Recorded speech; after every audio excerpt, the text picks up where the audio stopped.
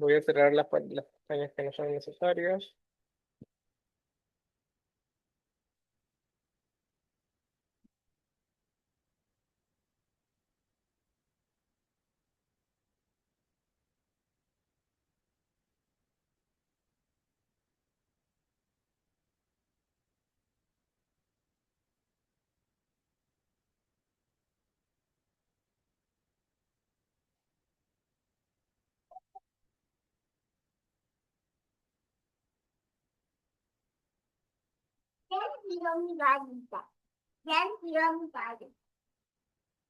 Bien, entonces vamos a empezar con la clase del día de hoy. En la última clase vimos el programa número 6. Para los que recuerdan, estuvimos revisando cómo crear una lista dinámica que funcione como una semi base de datos para poder encontrar la información necesaria. Lo que vamos a hacer a partir de ahora es ir viendo cómo el programa puede funcionar de una manera más eficiente si utilizamos este tipo de principios en herencias de clases. Entonces, hasta ahora nosotros hemos visto clases y estas clases por lo general no tienen información. Un momento, chicos, un ratito, un ratito.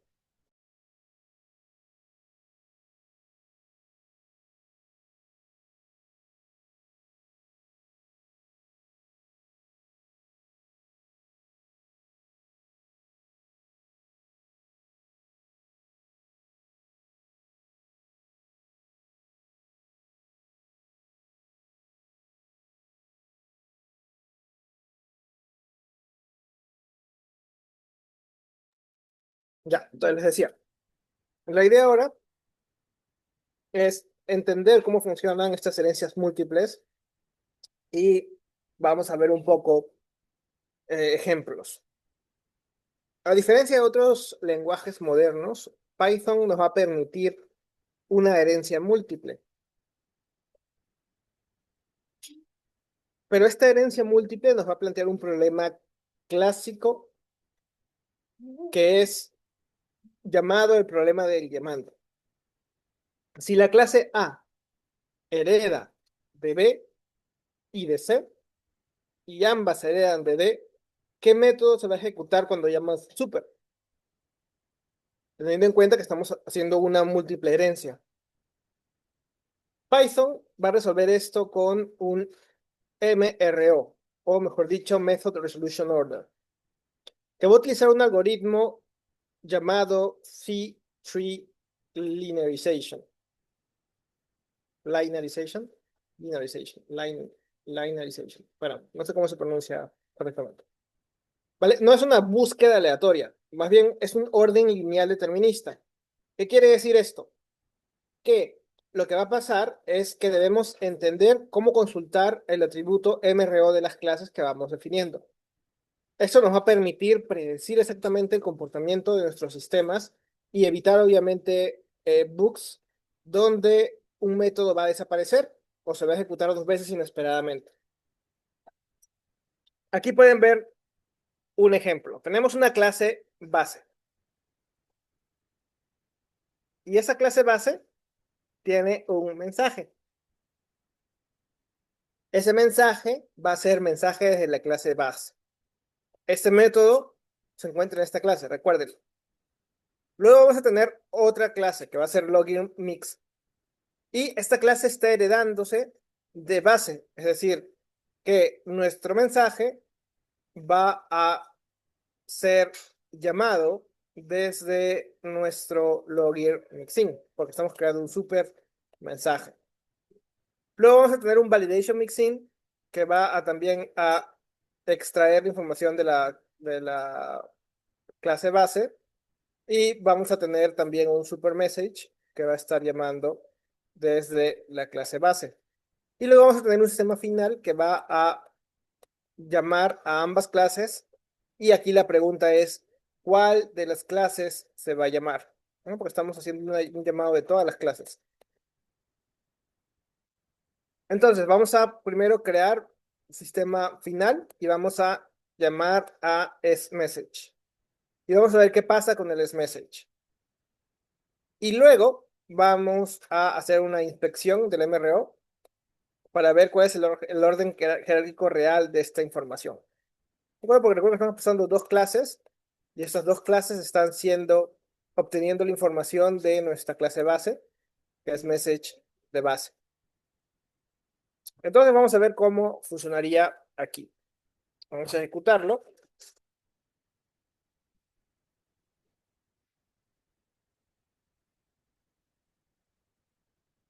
Y vamos a ver que hemos primero obtenido validando datos, que es la clase del validador, es el primer mensaje. Y luego sale logueando acción, que es el mensaje de la clase logueMixer, porque estamos llamando a ambas clases. Y luego se está ejecutando mensaje desde base. ¿De acuerdo? Y si se dan cuenta, solo se ejecuta una sola vez, no dos veces. Entonces, primero estamos pasando de este método a este método y finalmente al método super. Esto de aquí se puede ver también en nuestro orden jerárquico. Tenemos sistema final, que es la primera clase, validador mixIn, que va a ser el validador de aquí. Tenemos la clase logger, mixin, que es la segunda clase, la clase base y por último el objeto, que es la clase de cualquier definición que vayamos a dar. De esta forma, nosotros vamos a entender cómo se va a procesar la información cuando definamos varios tipos de clases. Y también nos va a ayudar a poder tener en cuenta que las clases y la abstracción de cada una de ellas va a depender de cómo vayamos definiendo cada uno de los métodos. Entonces, ¿cómo podemos reutilizar la información de nuestras clases sin jerarquías profundas? Aquí hemos visto que la herencia profunda ha sido de A, que va a B a C, y B va a D, y C va a D. ¿Qué pasaría si tenemos una herencia profunda de A B, a C y a D? Sería una pesadilla de mantenimiento. Bueno, pues en Python vamos a preferir usar los mixins. Un mixin es una clase pequeña que no está diseñada para existir por sí sola, sino más bien para inyectar una funcionalidad específica en otras clases mediante herencia múltiple. Es como una especie de plugin que va a estar a nivel de código. Por ejemplo, si tienen una clase grafo y quieren que sea capaz de exportarse a un JSON, no vamos a modificar la clase grafo. Vamos a crear un JSON Serial Archer Mixing y lo vamos a heredar. Esto va a mantener nuestros algoritmos puros y sus clases de infraestructura, como guardar en la base de datos, serializar, loguear, separadas y reutilizables en cualquier otra parte de nuestro sistema. Entonces, vamos a ver este ejemplo con el JSON. Vamos a tener un JSON Serialized Mixing, que va a ser nuestra clase, que va a añadir la capacidad de convertir a JSON cualquier clase. Vamos a tener una definición dentro de la clase que va a ser tu JSON y simplemente va a devolver las variables de la clase en JSON y luego vamos a tener un ident de 2, o sea, una profundidad de 2. ¿Y qué va a pasar? Pues vamos a tener aquí un nodo que va a llamar a la clase y vamos a tener una conexión que va a llamar también a la clase. Si es que ejecutamos un nodo y server 1 va a ser capaz de enviar nuestra información de forma to JSON porque hemos heredado este método de la clase de una manera eficiente. Entonces, por ejemplo, si llamamos a nuestra server 1 en este ejemplo, vamos a tener el ID 1 porque estamos colocando un ID y la etiqueta que le hemos colocado. Si, en cambio, creamos una conexión, por ejemplo, vamos a llamarle conexión a con, porque es más conocida. Aquí vamos a llamarle conexión. vamos a tener luego nuestra conexión más eficiente. Y vamos aquí a definir el origen. Vamos a llamarle, por ejemplo, eh, no sé, algo así. El destino, vamos a llamarle algo así. Nuestro peso.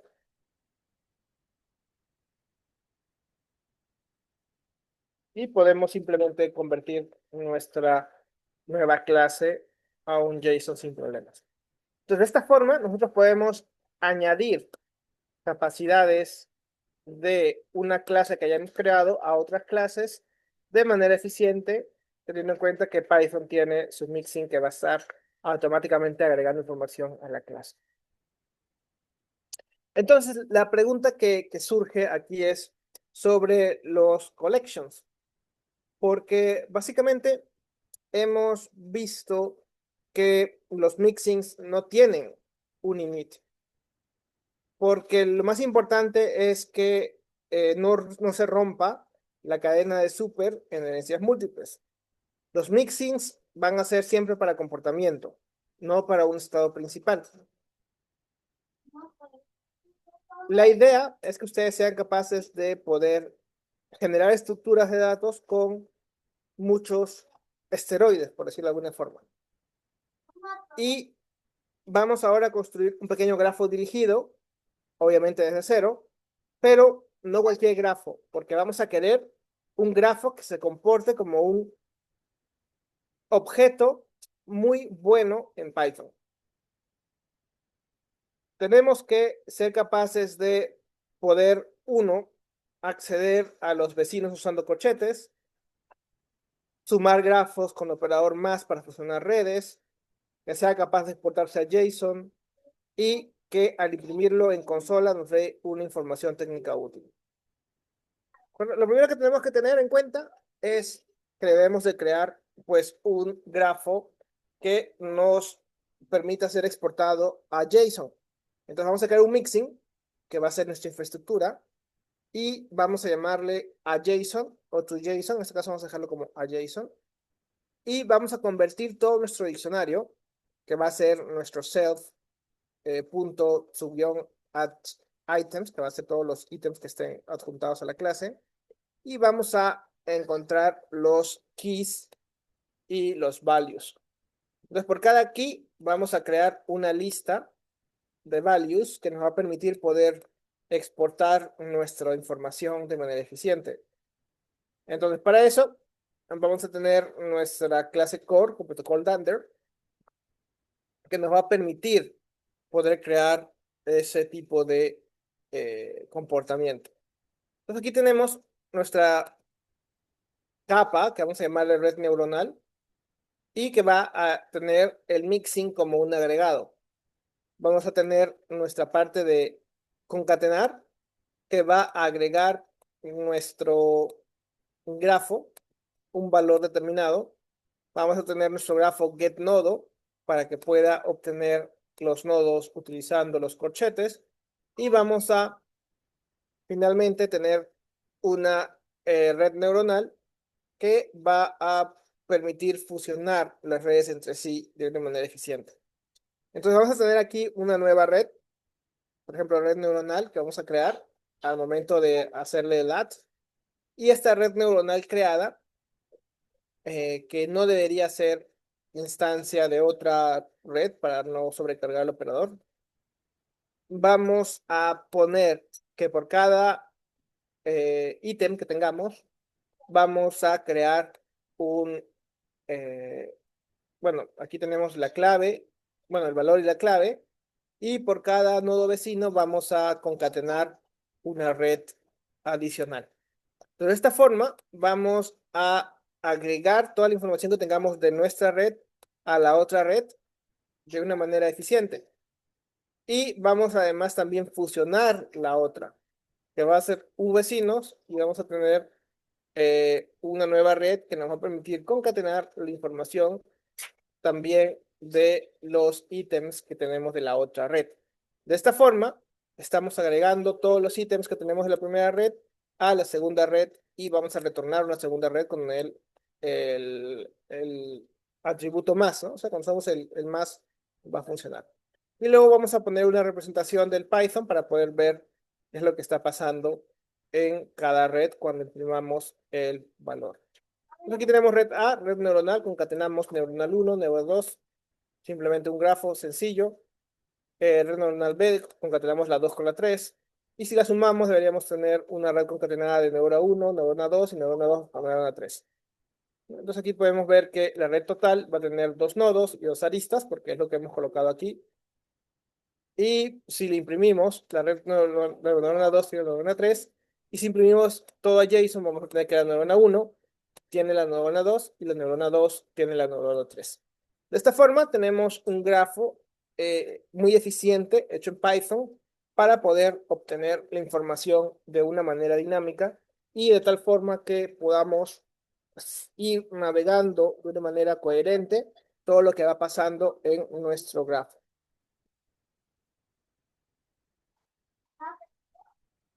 Y aquí viene una parte muy interesante, que es la parte de la gestión del recurso. Hasta ahora hemos visto cómo se pueden utilizar varias formas de los mixins y de la forma de concatenar información. Pero aquí la pregunta es cómo podemos gestionar nuestros contextos. Y aquí tenemos dos protocolos importantes, el enter y el exit.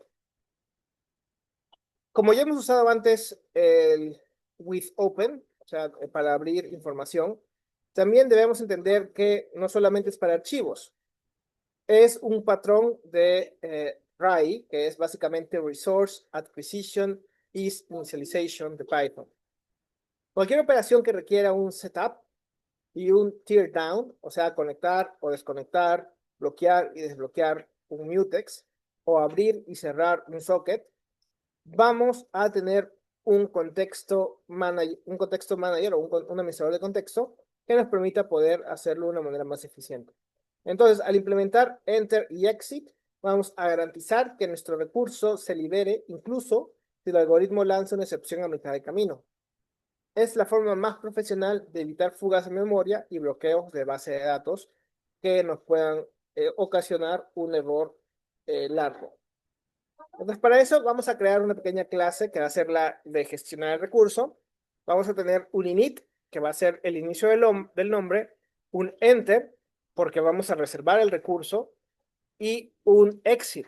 Es decir, que cuando se termine, tenemos que liberar el recurso.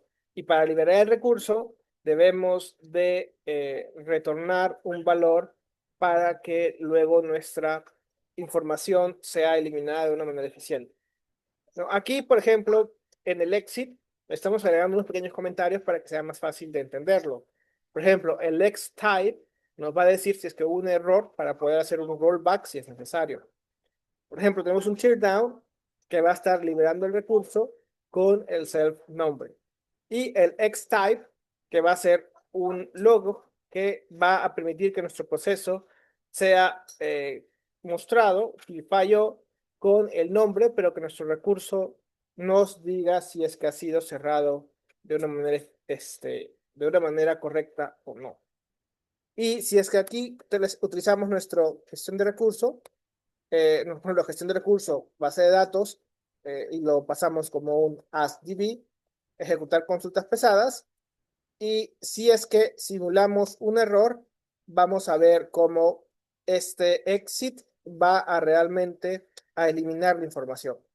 Por ejemplo, si aquí le vamos a dar un F5, vamos a ver que no se está pasando la información, se está ejecutando las variables pesadas y luego se está agregando esta información de la liberación del recurso porque ha sido eliminado de una manera eficiente. Si le damos un raise error a propósito, vamos a ver que incluso cuando falla nuestro recurso, vamos a tener que el proceso ha fallado y que nuestro recurso se ha cerrado de todas formas.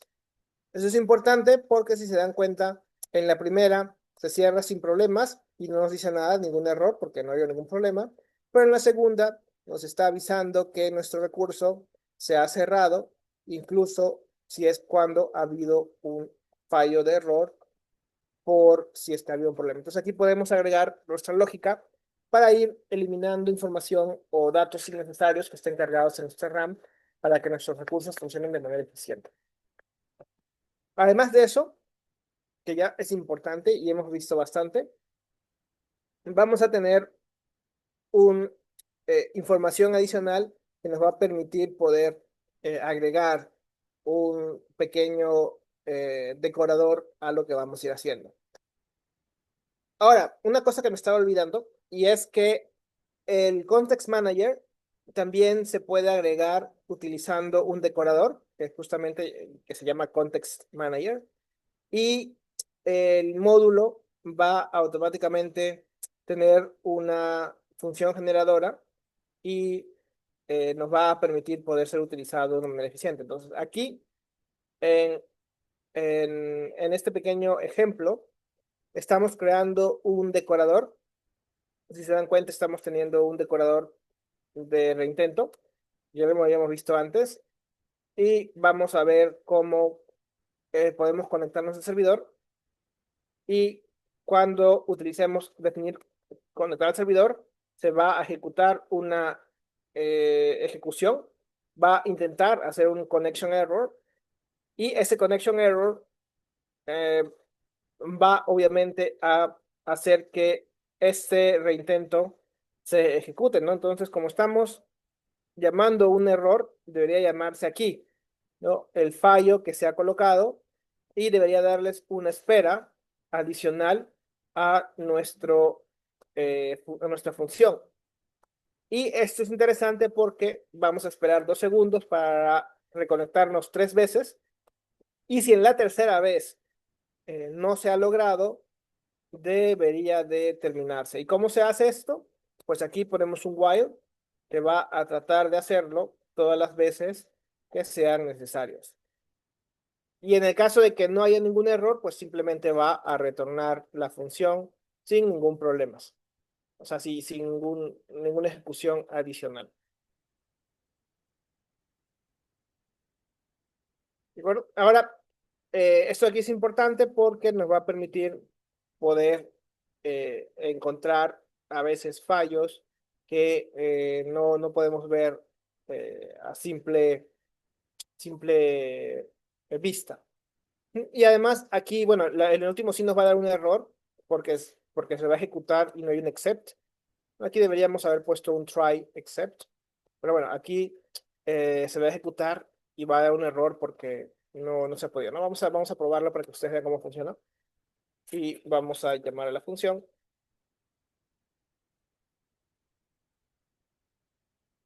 Intentamos segunda vez. Se intenta la tercera vez y debería de llegar a nuestro error. Y luego de nuestro error ya no debería hacer nada, ¿no? Es la forma como vamos a ir utilizando nuestro eh, modelo para el reintento eh, de la función. Ahora, eso de aquí, si se dan cuenta, es una forma bastante eficiente de poder utilizar un decorador para poder reintentar nuestra función muchas veces. Ok, muy bien. Hasta ahora vamos viendo cómo funciona un decorador para la información. Aquí tenemos un decorador que va a medir en el tiempo, que ya lo habíamos visto en las primeras clases. Y nuestro decorador vamos a utilizarlo como una forma de manejo de la información que vamos obteniendo. Y además va a recibir toda la clase completa, ¿no? Porque hasta ahora hemos visto decoradores de funciones que son muy útiles, pero también podemos tener decoradores de clases. Y los decoradores de clase son muy útiles para poder agregar clases de una manera más eficiente que no tengan que usar necesariamente el atributo super. O sea, imaginemos que tengan ustedes una clase con 20 métodos y quieran medir el tiempo de ejecución de todos los métodos.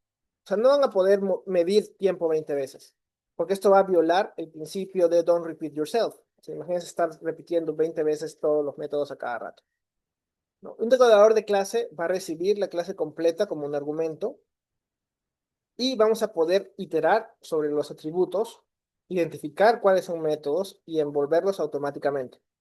Es una técnica muy interesante porque nos va a ayudar mucho para inyectar trazabilidad, validación o incluso convertir todos los métodos de una clase en operaciones asíncronas de forma masiva.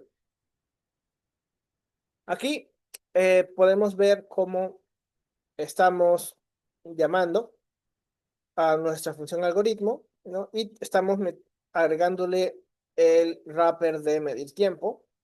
Eso aquí ya lo habíamos visto bueno, o sea, en las primeras sesiones. Y aquí en algoritmo complejo estamos luego eh, registrando un método adicional que va a envolver todos los métodos de la clase por luego utilizar una llamada determinada. Es por eso que estamos poniendo cero atributo de la clase y el nombre y el medir el tiempo del valor. Eso es lo más eficiente que podemos hacer.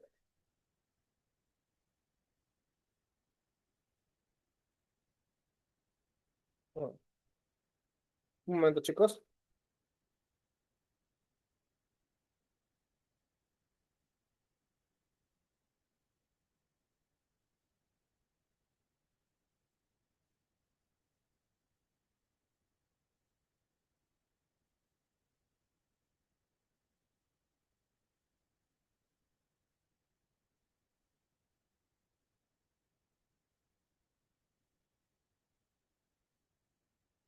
Bien, entonces les decía,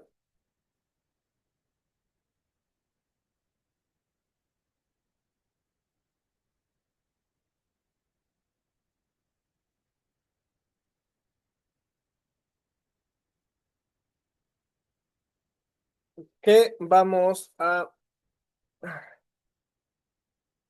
utilizar nuestros decoradores para poder heredar, bueno, no heredar, pero sí para poder agregar información de nuestra clase de una manera mucho más eficiente, utilizando el decorador que nos va a permitir poder agregar métodos, ¿no? Aquí, por ejemplo, pueden ver el registrar método, lo que va a hacer es agregar información de un método diferente que no esté, ¿no? Por ejemplo, aquí le estamos agregando un registrar métodos de nuestra función medir tiempo, ¿no? Estamos dándole un nombre que va a ser el valor de nuestro método, nuestra clase, y luego vamos a agregarle un, una función si es que el valor de la función se puede llamar. Entonces estamos agregándole aquí eh, un nombre, una función con un nombre, con un método ya incluido. Entonces, si es que llamamos esta función va a tener nuestro método decorador que va a ser medir tiempo y eso va a ser mostrado, ¿no? Por ejemplo, si aquí llamamos el cálculo sintético, vamos aquí a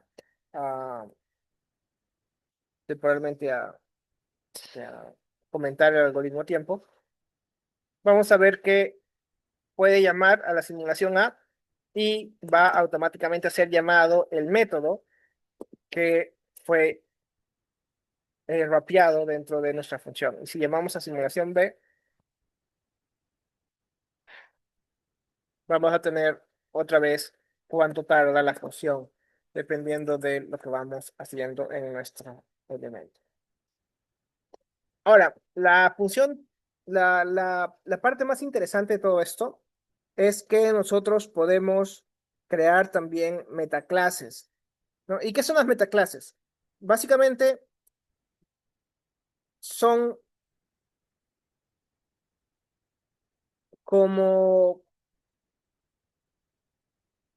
la parte que crea nuestro objeto, que es una clase. O sea, las clases en Python no solamente son plantillas, sino que son objetos. Y esos objetos son creados por algo. Esa creación o ese algo que los crea son las metaclases. Y por defecto, la metaclase de todo en Python es type. ¿Y por qué querríamos tocar eso? O sea, ¿por qué querríamos meternos en esta parte? Porque una metaclase nos va a permitir interceptar la creación de la clase, no de nuestro objeto. O sea, podemos obligar a que todas las clases de un sistema tengan ciertos métodos o cambiar nombres de atributos en el tiempo de definición o registrar clases automáticamente en una base de datos. Es el nivel máximo de control. O sea, básicamente es programar el comportamiento del programador. Y para eso vamos aquí a crear, por ejemplo, una metaclase validadora que va a tener un objeto new que va a registrar la clase y luego vamos a tener los nombres o las bases o el diccionario que vayamos a pasar. Aquí vamos a tener nuestro algoritmo y vamos a pasar una metaclase que va a ser la metaclase validadora. Que obviamente va a ser una metaclase porque tiene estaré dando toda la información de type. Entonces, cuando ejecutemos este algoritmo validar, estamos pasando un análisis de la clase para poder ver que todas las clases tengan el método ejecutar, porque si es que no tienen el método ejecutar, pues se va a dar un error. De esta forma, si es que definimos una metaclase que no tenga ejecutar, va a dar un error. Por ejemplo, si corremos esto, no nos va a dar ningún problema, todo va a estar bien, ¿sí? Porque vamos a tener una clase que ha sido validada correctamente.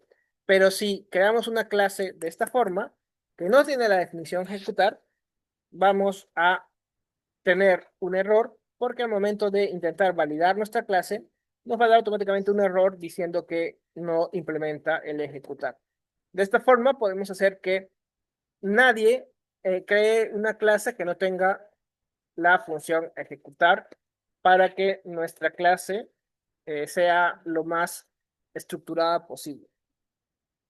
Y por último, vamos a tener la introspección, que no es más que la capacidad de nuestro programa de examinarse a sí mismo en tiempo de ejecución. Y para nosotros, como mecatrónicos, esto va a permitirnos crear sistemas muy dinámicos. O sea, imagínense un sistema que recibe comandos por red como mover, detenerse, y en lugar de un if-else gigante, puedan usar getAttribute para buscar el método que coincida con el comando y ejecutarlo. Esto nos va a permitir que frameworks como Django o Flask mapeen URLs a funciones de forma automática. Estamos pasando de código estático a código que descubre sus propias capacidades mientras corre, ¿no? Y aquí vamos a tener un ejemplo. Si definimos un robot, por ejemplo, y tenemos clase moverse y comando parar, vamos a imprimir los comandos cuando se ejecuten. Creamos un robot y vamos a ponerle una orden remota que va a ser moverse. Y vamos a tener un nombre remoto que va a ser el comando y la orden remota que hemos obtenido. Si es que tenemos el atributo o si nuestro objeto tiene el atributo con el nombre del método, que es comando, la orden remota que es moverse, vamos a ejecutar nuestra función con el nombre del método. ¿De acuerdo? Es decir, vamos a llamar esta función que va a ser encontrando el atributo de ese método. Es decir, estamos llamando a robot comando moverse y vamos a ejecutar la función encontrada. Si el comando no se encuentra, simplemente nos da un error diciendo que no hay ese comando.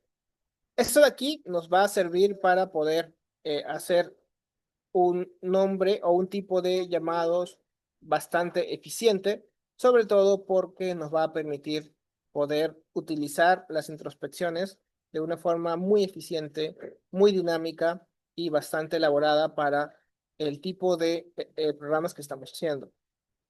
Y eso de aquí lo pueden ver cuando creamos, por ejemplo, bueno, vamos a correr esto y sale moviendo porque sí existe. Pero si le ponemos, por ejemplo, parar C, que no existe, nos va a dar un error diciendo que no reconoce el parámetro, el comando. Y si le damos parar, sí nos va a funcionar de una manera eficiente. Bien, chicos. Entonces, todo esto sería lo más eficiente de nuestra clase. Vamos a pushear esta información eh, agregando programas 3. Bien, chicos, ¿alguna pregunta hasta aquí?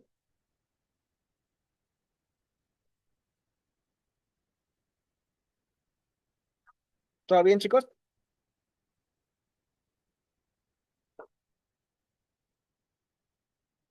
Bien. Entonces, ahora vamos a tener un pequeño descanso de 5 minutos y luego continuamos con la tercera parte de las lecciones. Esto de aquí va a ser un poco más profundo y vamos a ir viendo cómo se pueden utilizar ciertas opciones de clases que nos permitan poder movernos a través del lenguaje de una manera mucho más eficiente.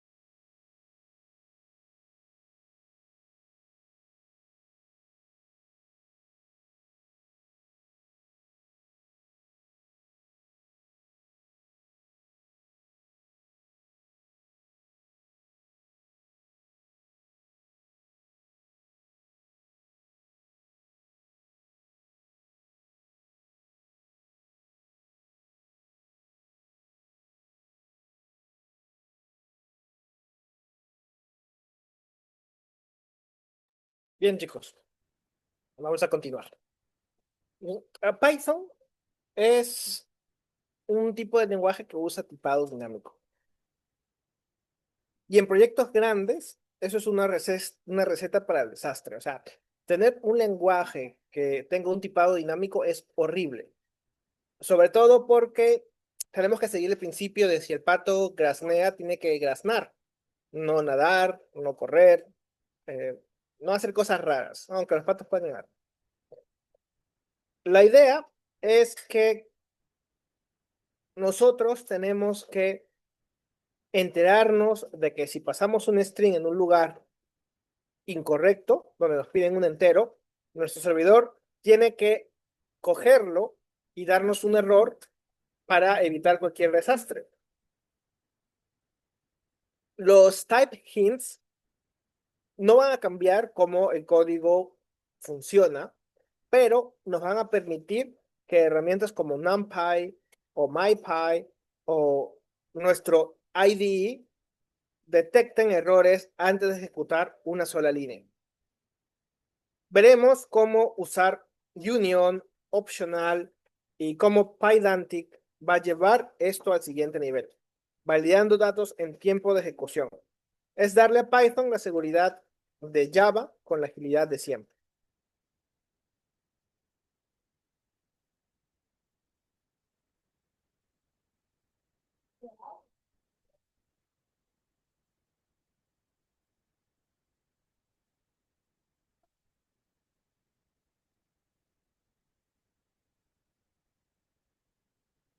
Entonces, para esto, aquí podemos ver un pequeño ejemplo de los tipados. Estamos aquí definiendo una lista y un prefijo. Y estamos diciendo que esta función nos debe de dar una lista con cadenas de texto determinados. Para eso, vamos a ver, por ejemplo, aquí, que nuestro resultado va a ser una lista con cadenas de texto, o estamos creando una lista con cadenas de texto, resultado, que va a estar vacía. Y vamos a ir yendo por los IDs y vamos a pasar esta función a nuestro resultado dependiendo de el prefijo que tengan y el ID que hemos obtenido de nuestra información. Aquí, por ejemplo, podemos ver cómo está funcionando. El prefijo va a ser user. ¿De acuerdo? Es un prefijo que estamos pasándole como un prefijo importante. El clean ID simplemente es un ID. Necesitamos que los IDs sea una lista y que tengan un entero y una cadena, no simplemente una lista como corriente.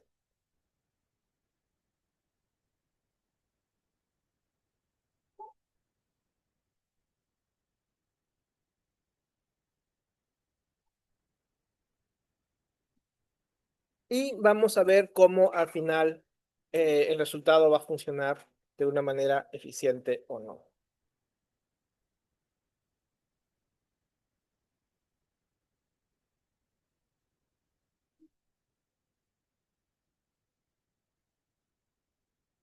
Aquí pueden ver cómo puede funcionar esto. Estamos pasando los IDs y deberían de darnos nuestro resultado, que va a ser una lista de STRs que van a ser user 101 y en el caso del 102, que a donde strip va a eliminar los espacios y va a pasar user 102. Porque estamos pidiendo que la lista pueda tener enteros o STRs y cualquiera de los dos está bien. Entonces vamos a pasar esto, vamos a pasarle un Python y vemos cómo nos da un ejemplo. Pero si, por ejemplo, si ponemos 101.2, aquí debería de, bueno, estamos pasando una lista, ¿no? Si ponemos, por ejemplo, proceso 101, aquí nos debería dar un error porque debería esperar una lista, ¿no? Aquí no, el IDE no está dándonos un error automáticamente. Debería, pero no está. Si lo corremos, debería salir un error de que se esperaba una lista, ¿no? Aquí debería, es más, aquí debería salir el error. No sé por qué el IDE no me está dando el error de se esperaba una lista cuando le hemos puesto los puntos. Pero de repente me está afectando algún plugin en, en el Visual Studio Code para que funcione, ¿no? A ver, vamos a ver si es que puedo encontrarlo rapidito. Vamos a ver a Python.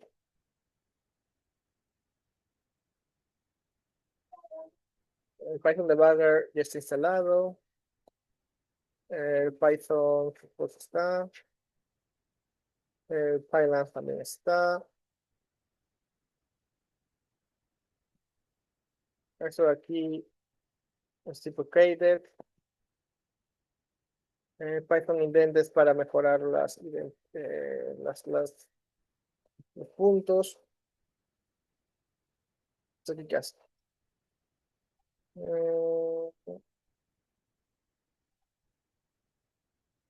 ya, vamos a instalar esta extensión que es Python Extension Pack, que nos va a permitir poder agregar ciertas eh,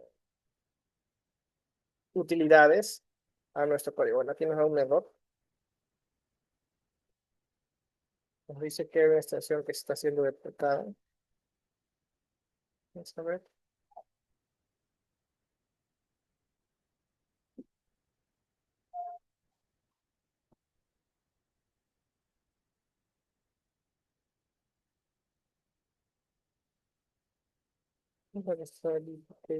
Ah, esta de aquí está deprecated. Vamos a desinstalarla porque no queremos tener funciones. Vamos a volver a ver. Ah, bueno, el IntelliCode también está deprecada. Instalarlo. Ya está. Listo. Bien. Entonces, aquí en nuestro programa, bueno, lo normal es que nos salga aquí el. Vamos a ver si tengo por aquí el Python ID de Anaconda. Bueno, ustedes no han instalado Anaconda, así que eh, no debería de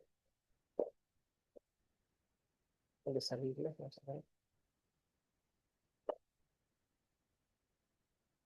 El ByteSpider es un editor que nos va a permitir poder abrir cosas importantes. Y vamos a ver aquí nuestro colección 3 programa 1. Vamos a ver si aquí sí nos está reconociendo.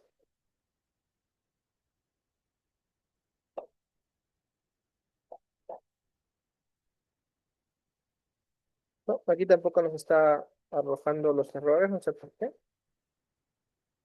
Bueno, me parece que es un error de mis IDEs. No sé si es que en el caso de ustedes está funcionando bien.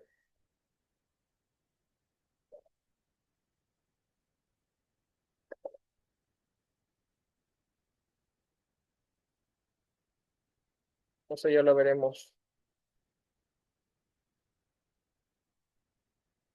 Bueno, ya lo intentaremos ver en, en otro momento. Pero aquí lo normal sería que nos diga que este ID está mal porque debería procesar un, una lista de enteros, ¿no? Qué raro. Debería funcionar automáticamente.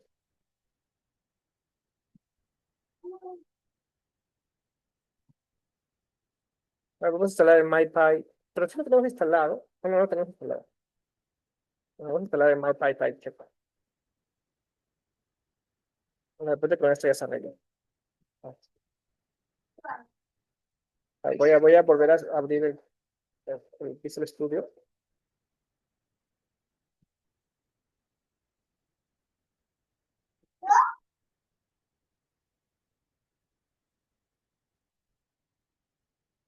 Ahora sí nos sale, ¿no ven? Aquí nos dice que es incompatible con la lista, ¿no? Si le pongo aquí 101.1, me debería también salir lo mismo.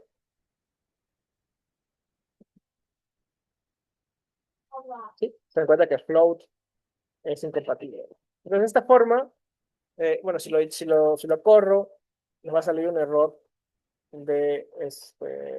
bueno, no va a salir ningún error, pero sí nos está diciendo aquí que es un punto incompatible y que no debería ser colocado.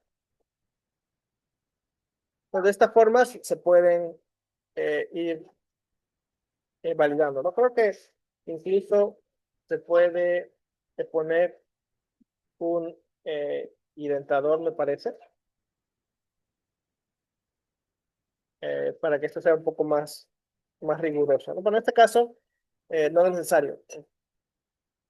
Y es así como podemos obtener la información de el NumPy de una manera más eficiente. Bien, y además de eso, también tenemos los threadings, ¿no? O los hilos, que son muy importantes para el procesamiento de información. Los que han programado con C++ o con Java se estarán preguntando por qué mi programa de Python no usa 16 núcleos de mi CPU cuando uso hilos, ¿no? Y la respuesta es el GIL, o sea, el Global Interpreter Lock. El GIL es un candado que impide que múltiples hilos ejecuten bytecode de Python al mismo tiempo para proteger la memoria. El conteo de referencias que vimos al inicio, por ejemplo. Esto va a significar que para tareas de cálculo puro, o sea, CPU bound, los hilos en Python pueden ser incluso más lentos que un solo hilo. Pero para tareas de espera, como I/O bound, como leer un disco o consultar una API, los hilos son excelentes porque el hilo va a soltar nuestro Global Interpreter Lock mientras espera, ¿no? Y eso de ahí nos va a ser muy útil para poder entender cómo funcionan los hilos, cómo podemos usarlos para el multiproceso. Chicos, esperen un momento. ¿Me escuchan, no? Hola, ¿están ahí? Chicos, ¿tú me estás escuchando? Chicos, hola. ¿Sí? ¿Están ahí? Ya, un momento, por favor.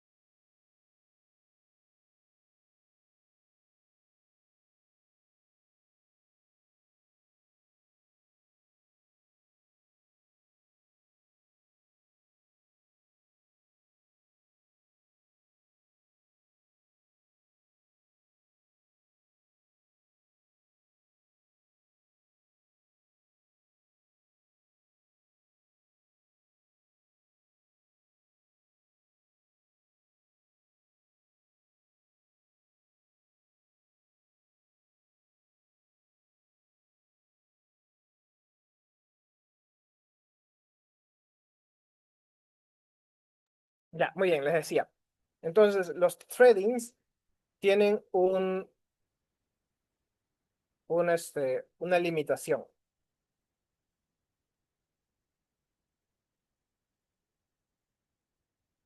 Un momento, chicos.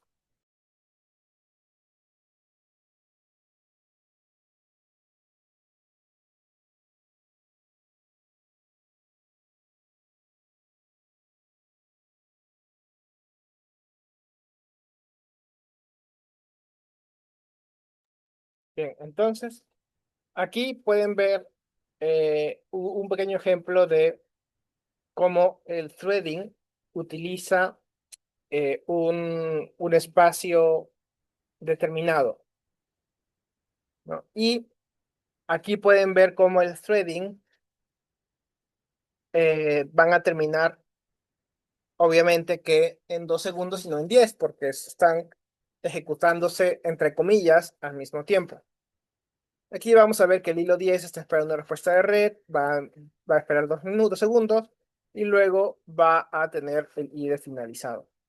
Los hilos vamos a tener, por ejemplo, para I, en range 5, el T, el threading, thread, tarjeta, el target, que va a ser la tarea pesada, que va a ser esta función, y luego nuestros argumentos que vamos a ir pasándole, que va a ser el número, y nada más. Entonces, si empezamos los hilos, vamos a ver cómo todos van a terminar en 2 segundos, ¿no? Vamos a correrlos y vemos cómo todos los hilos empiezan y vemos que casi todas las peticiones terminan al mismo tiempo, no al mismo tiempo exactamente, pero casi todas terminan casi al mismo tiempo, ¿no? 0, 1 finalizado, 1, 2, 3, 3 y 4 finalizado, de una manera bastante eh, rápida, ¿no? No totalmente al mismo tiempo, pero sí bastante cerca. Y de esta forma podemos ver que los hilos van finalizando de una manera muy eficiente. No, es más, o sea, si es que aquí está eh, junto, es porque han terminado, o sea, este de aquí, antes de terminar de imprimir, ha recibido la instrucción de imprimir y ha imprimido enfrente de este de aquí.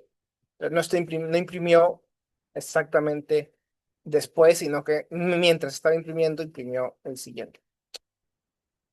Ahora, pero para poder usar los threadings con Python y que se puedan utilizar los CPU bounds de una manera eficiente, vamos a tener un proceso intérprete de Python y su propio espacio en la memoria.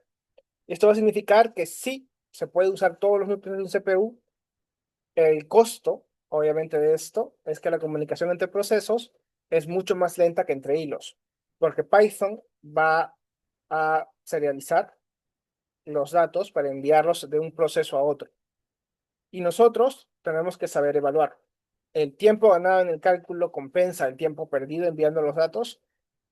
Y aquí vamos a ver, por ejemplo, un, eh, un multiproceso que va a tener o va a utilizar toda la información con el multiprocessing de una manera muy rápida, pero va a tardar, el- va a tardar en poder procesar la información, sobre todo al momento de recibir los datos, ¿no?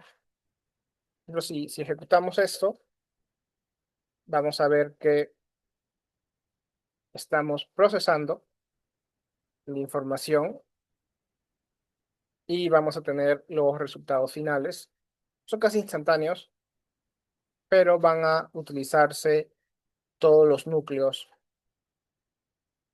en en nuestra piscina de procesos de Python. Y entonces, si ahora ya sabemos cómo funcionan los threadings, chicos, un momento.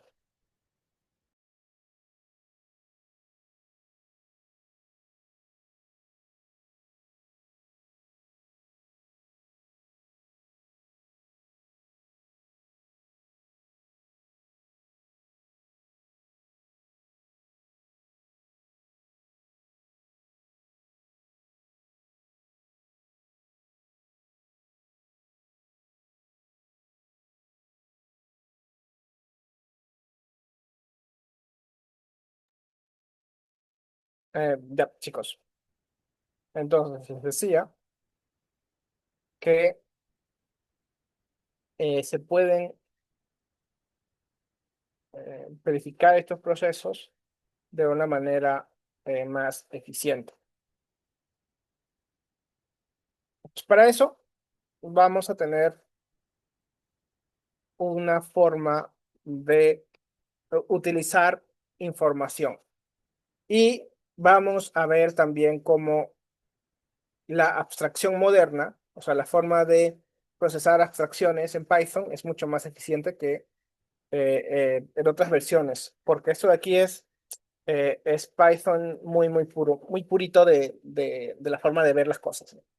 Porque antes del 3.2 manejar los hilos y los procesos requerían librerías muy distintas. Hoy usamos Concurrent Futures o Futures. futuros. No sé por qué no puedo pronunciar últimamente las palabras correctamente. Future, future. Let's back to the future. Future. Ok. Um, entonces, hoy usamos concurrent future. Concurrent futures. Y la librería nos va a dar una interfaz unificada que nos va que va a ser llamada executors. Esto va a estar sobre todo a partir del 3.2 de Python. ¿Ya? Lo más potente de este enfoque es el concepto de futuro. O sea, un future es como un ticket de una cafetería. Es un objeto que va a representar un resultado que aún no existe, pero que eventualmente estará ahí. Esto nos va a permitir lanzar 50 tareas y seguir trabajando en otra hasta que necesitemos los resultados. Es una transición mental necesaria para poder entender programación asíncrona. ¿De acuerdo? Los futuros son muy utilizados en JavaScript, por ejemplo. Pero como estamos viendo en Python, también podemos usarlo en Python. Y es muy útil para algunas cosas. Aquí vamos a ver los ejemplos de un concurrent future, ¿no? Creo que en JavaScript no se llama futuros, o sí. En JavaScript se le llama promesas, promise. Y aquí ya llamamos futuros, futuros, promesas. Vean, va por ahí. La idea es que se utilicen estas promesas o futuros para correr información de una manera síncrona, es decir, que vayan procesándose pues una detrás de otra de una manera eficiente. Ahora, ¿para qué sirve esto? Porque esto nos va a permitir tener una buena forma de ejecutar información. Aquí vamos a tener, por ejemplo, 3 URLs y vamos a solicitar la información de cada URL. Y vamos a poner el resultado como la respuesta. Vamos a crear un pull executor que estamos importándolo de current futures y vamos a decirle que van a haber máximo 3 hilos que van a estar trabajando en este executor. Entonces, futuro va a ejecutar la instrucción de descargar la URL en todas las URLs. Esto aquí ya lo habíamos visto antes. Por cada URL en las URLs vamos a crear una URL que va a estar ejecutada en este futuro.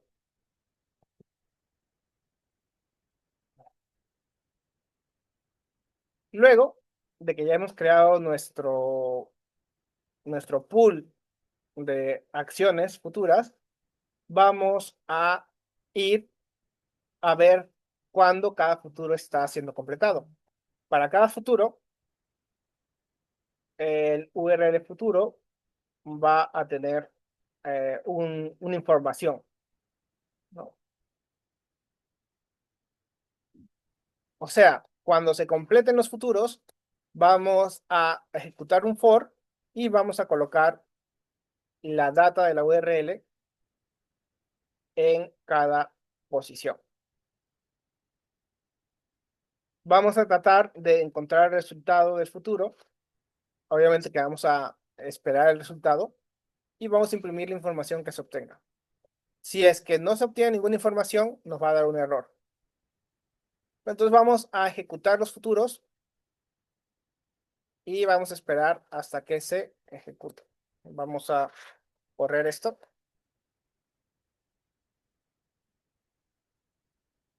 Y vemos que está obteniendo nuestro código de resultado, que es el 200. Es decir, que hemos conseguido la información de la URL. No, lo que nos importa aquí es el status. Estamos retornando una URL con el estado de la URL que estamos solicitando. Y así podemos ver cómo nuestro futuro está generando o está procesando información que es asíncrona de una manera muy eficiente. Además de eso, además de los futuros, vamos a tener un pequeño, una pequeña forma de manejar asincronías con la librería async.io, que es como una especie de un camarero que tiene muchas mesas por atender. Si nuestro camarero se queda parado frente a la cocina, esperando a que salga el plato, obviamente que todo nuestro restaurante va a colapsar. Y Async.io es nuestro camarero que va a tomar la orden y mientras la comida se cocina, se va a atender a otra mesa. Cuando el plato está listo, vuelve a recogerlo. Es lo que va a hacer el Async.io. Y a diferencia del multithreading, donde el sistema operativo va a intercambiar de hilos violentamente, en Async.io todo va a ocurrir en un solo hilo. La principal ventaja es que eliminamos el overhead de memoria de crear hilos y eventos condicionados a una información que va a estar constantemente en actualización. Esta tecnología nos va a permitir que servidores modernos como Feist API o Uvicorn manejen miles de conexiones simultáneas con una fracción de la RAM que usaría Java. Es decir, que Python se vuelve mucho más eficiente que Java para manejar el servidor. De esta forma, vamos a tener aquí, por ejemplo, una tarea síncrona que va a ser imprimir y esperar unos segundos para que la tarea finalice. Aquí le estamos dando dos tareas, tarea síncrona A, 2 segundos, tarea síncrona B, 1 segundo. Y vamos a esperar a que ambas terminen para imprimir los resultados. De esta forma, vamos a poder, las tareas van a ejecutarse, pero antes de que terminen, vamos a tener que esperar a que terminen para poder seguir a la siguiente. Y aquí podemos ver, si le doy un F5, aquí vemos que iniciando, esperará 2 segundos, iniciando, esperará 1 segundo, vamos a correrlo para que lo miren. Vamos mejor a ponerle aquí 9 segundos para que sea un poco más visible. Y aquí 4, para que sea un poco más 15 y 5. Va a ser más fácil de entender lo que está pasando. Entonces, estamos creando las carreras y aquí las dos tareas han iniciado a la vez. 15 y 5. Y aquí estamos esperando a que R2 va a esperar a que termine la TUT2 y A1 y R1 va a esperar a que termine la T1. Cuando termine T1, automáticamente se va a imprimir los resultados, que van a ser los resultados de R1 y R2. Pero no va a continuar el código hasta que ambas terminen. Y si creamos una tercera, va a crear una tercera. Y esto va a ser muy importante cuando tenemos que crear tareas que tengan que correrse todas en conjunto y tenemos que esperar una tras de otra para que nuestro programa no se vaya a equivocar. Además de esto, también tenemos el paralelismo en este tipo de tareas. Porque si nuestro algoritmo está, por ejemplo, calculando fractales, procesando imágenes o entrenando un modelo pequeño, el enemigo es el tiempo de cómputo. En este escenario, el async.io es inútil porque no hay esperanzas de red que aprovechar. Aquí la estrategia es el paralelismo real. Vamos a ver cómo dividir un dataset en trozos, o sea, en chunks, y repartirlos entre los núcleos de la CPU va a permitirnos poder utilizar este tipo de procesos para crear una forma de paralelismo real. Vamos a crear este tipo de elementos, pero tenemos que evitar crear más procesos que núcleos físicos disponibles, ya que el context switch del sistema va a penalizar el rendimiento. Por eso vamos a aprender a usar CPU count para que nuestro algoritmo se adapte automáticamente al hardware donde corre. Y aquí podemos ver que estamos creando 5 elementos y vamos a crear el async IO de todas las tareas que van a ser esperar 0.5 segundos cada una de ellas y obviamente que vamos a generar un procesamiento eh, eh, en pequeñas partes para poder generar muchas corrutinas en paralelo y esperar los resultados de cada una de ellas. Esta es una forma muy eficiente de generar procesos para correr los elementos de una manera muy eficiente.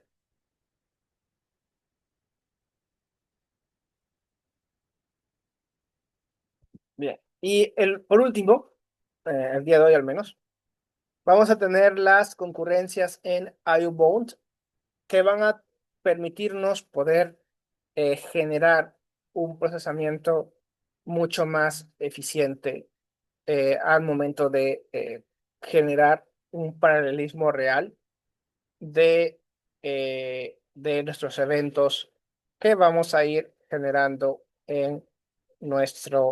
eh, en nuestro elemento, ¿no? Ah, perdón, me estaba saltando esto. Este de aquí es el paralelismo, entonces, eh, esto de aquí es el fetching que va a estar generando todo. Es lo mismo que la IO del 5, pero aquí estamos generando una rutina que va a estar ejecutándose en paralelo y va a esperar los resultados de todos, ¿no? Es básicamente lo mismo que el anterior, pero estamos colocando todas las tareas en un solo proceso para que sea mucho más eficiente. Y aquí estaba lo que les comentaba de el proceso de multithreading y que teníamos que tener cuidado para no ejecutar demasiados procesos para evitar que nuestro CPU sobrepase el procesamiento paralelo. Ya. Y por último, vamos a tener aquí eh, esta librería que no parece que no la tenemos. Sí, tengo que, que crearla, pero lo que va a hacer aquí no es más que em, utilizar una concurrencia, sobre todo cuando nuestro disco o nuestra red está haciendo que el 99% del tiempo nuestro procesador se está utilizando, ¿no? Si utilizamos aquí multiprocessing, estaríamos desperdiciando muchísima memoria RAM, levantando intérpretes enteros solamente para esperar un socket. Para manejar 1000 peticiones HTTP, Async.io es la mejor opción, sobre todo cuando las librerías son estándares como request o URL-lib, que no son asíncronas. Si las usamos con await, vamos a bloquear todo el programa. Y por eso que podríamos usar el IO HTTP o HTTPX, que son estándares para justamente disparar ráfagas de peticiones de forma concurrente y no van a saturar el sistema como lo harían las otras librerías. Aquí vamos a llamar 50 veces a Google con el HTTPX para poder utilizarlo como una request asíncrono que nos permita poder utilizar los permisos de una manera muy eficiente. Bien, chicos, eso sería todo por la clase del día de hoy. Luego, ya en la siguiente clase vamos a ver un poquito de testings y vamos a ver también otras cositas más interesantes con respecto a esto. Bien, nos quedamos aquí en el programa número 9. Ya tienen todos estos programas también en su GitHub, pueden descargarlo y pueden ir viéndolos en paralelo. ¿Hay alguna pregunta por ahí?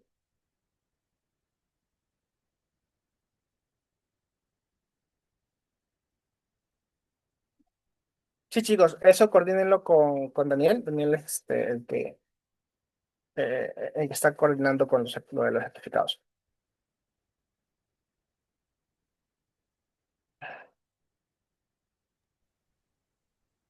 Profesor, una consulta. ¿Con una clase más ya estaría cerrando todos los temas? Sí, con una clase más estaríamos cerrando todos los temas. Ah, ok, ok. Sí, sí, los certificados a partir de eso ya los emitimos. Y bueno, las asistencias que hemos registrado hasta la cuarta sesión. Ya, muy bien.